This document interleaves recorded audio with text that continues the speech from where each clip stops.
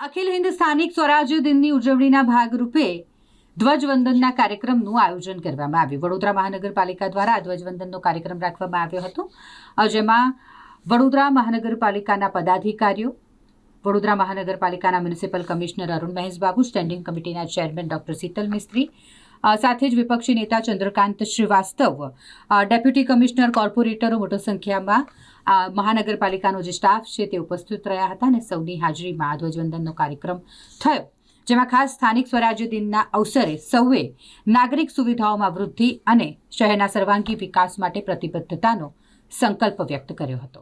આ એક ખૂબ મહત્વપૂર્ણ ડિસિઝન જે કોન્સ્ટિટ્યુશનલમાં ઇન્ક્લુડ કરવામાં આવ્યું છે, જેથી કરીને લોકલ સેલ્ફ ગવર્નમેન્ટની જે પ્રમાણિકતા છે એ મહાનગરપાલિકા હોય, પંચાયત હોય, આ બધા જે કોન્સ્ટિટ્યુશનલ એમેન્ડમેન્ટમાંથી જે ઇન્સર્ટ કરવામાં આવી છે અને તે સ્થાનિક સ્વરાજના સાચા અર્થમાં લોકો અહીંયા કામગીરી કરવામાં મોકો મળ્યો છે.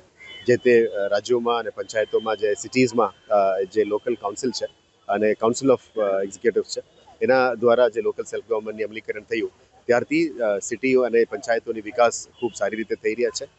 જે રીતે ભારત સરકાર અને ગુજરાત રાજ્ય સરકાર સપોર્ટ આપતો આવી રહ્યા છે, વડોદરા મહાનગરપાલિકા એમને આભાર પણ આજે માનીએ છીએ અને જેટલું ઇમ્પોર્ટન્સ સેલ્ફ ગવર્નમેન્ટનું આપીએ છીએ આટલું જ પ્રમાણિકતા અમે વુમેન એમ્પાવરમેન્ટ માટે પણ આપીએ છીએ, જેથી કરીને જે 33%નું જેમના માટે જે ફાળો હોય છે એમાં પણ આપ જોઈ શકો છો કે આ મોટી ફાળોમાં અત્યારે કાઉન્સિલર્સ પણ આવ્યા છે, ખાસ કરીને બહેનો અહીંયા આજના કાર્યક્રમમાં ઉપસ્થિત છે. એટલે સાચા અર્થમાં લોકલ સેલ્ફ ગવર્નમેન્ટના દ્વારા વડોદરા સિટીનું જે મ્યુનિસિપલ સર્વિસીસ છે એ તમામ લોકોને મળે. આ મ્યુનિસિપલ સર્વિસ દ્વારા લોકોની સુખાકારી પણ મળે અને ખાસ કરીને આ વખતે અર્બન ડેવલપમેન્ટ યર ગુજરાત 2025માં જ્યારે ઉજવણી થાય, સિટીઝન એન્ગેજમેન્ટ મીન્સ પબ્લિકને જે રીતે સંપર્ક કરી શકાય, પબ્લિકની મ્યુનિસિપલ સર્વિસીસ સારી રીતે આપી શકાય અને જે પણ સુવિધાઓ જે ખૂટ છે એને પણ પૂરું પાડવા માટે તમામ આયોજન પણ થઈ રહ્યા છે.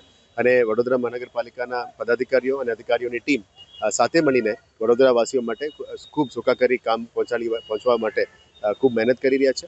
આવનારા દિવસોમાં સારા પ્રોજેક્ટ્સ પણ વડોદરા સિટીમાં કરવામાં આવશે અને સાચા અર્થમાં આ લોકલ સેલ્ફ ગવર્નન્સ જે ચૂંટેલા પાક દ્વારા ટેક્સ લોકોની કલેક્ટ કરીને સિટીની વિકાસ અત્યારે કરવામાં આવી રહી છે એ ખૂબ આગળ વધે. આવનારા દિવસોમાં વડોદરાની સારી રીતે વિકાસ પણ થાય અને વડોદરા વાસીઓ એક લિવિંગ ઇન્ડેક્સ અને હેપી ઇન્ડેક્સ પણ એમાં સારી રીતે આવી શકાય એ બાબતનો અમે કામગીરી કરવા ઈચ્છીએ છીએ. આખા ભારતભરમાં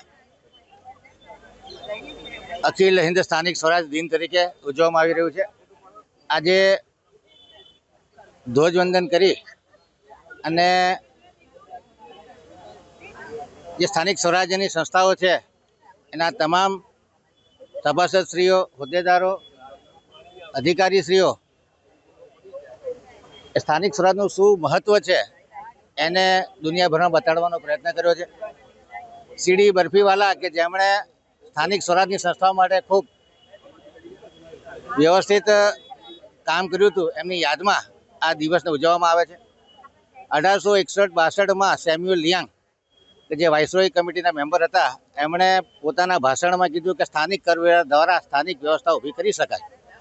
ત્યારબાદ 1882માં લોર્ડ રિપન કે જે વાઇસરોય હતા, એમણે સ્થાનિક સ્વરાજ માટેનું બિલ લાવી અને સ્થાનિક સ્વરાજની સંસ્થાઓ ચાલુ કરવાનું નક્કી કર્યું. પ્રાચીન સમયથી પંચાયત દ્વારા, પંચો દ્વારા નિર્ણય લઈ અને ગામના શ્રેષ્ઠીઓ ગામની લોકલ વ્યવસ્થાઓ કરતા હતા. ત્યારબાદ ભારતના બંધારણમાં 73મું એમેન્ડમેન્ટ અને 74મા એમેન્ડમેન્ટ દ્વારા નગર પંચાયતો અને મહાનગરપાલિકાઓને સ્વાયત્તા આપવામાં આવી.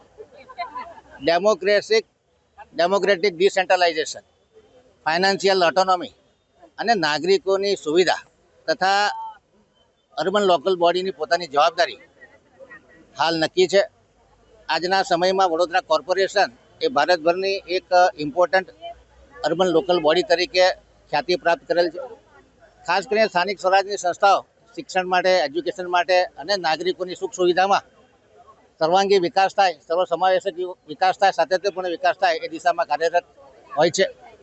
ખાસ કરીને ફાઇનાન્શિયલ ઓટોનોમી માટે જે સ્માર્ટ ઇન્વેસ્ટમેન્ટ, એમાં મ્યુનિસિપલ કોર્પોરેશનના બોન્ડ હોય, ઈ બોન્ડ હોય, ગ્રીન બોન્ડ હોય અને સાથે રિયલ એસ્ટેટ ઇન્વેસ્ટમેન્ટ ટ્રસ્ટ અને ઇન્ફ્રાસ્ટ્રક્ચર ઇન્વેસ્ટમેન્ટ ટ્રસ્ટ થકી તમામ અર્બન લોકલ બોડી ફાઇનાન્શિયલી સ્વાયત્ત બને અને નાગરિકોની સુખ સુવિધામાં નાગરિકોના પોતાના અવાજથી નાગરિકોનું પાર્ટિસિપેશન વધે અને ઘર સુધી આ ડેમોક્રેસીના ફળ પહોંચે, સરકારની યોજનાઓ પહોંચે આજની વીએમસી કોર્પોરેશન જે સરકારી યોજનાઓ છે એના 100% સેચ્યુરેશન તરફ આગળ વધી રહી છે.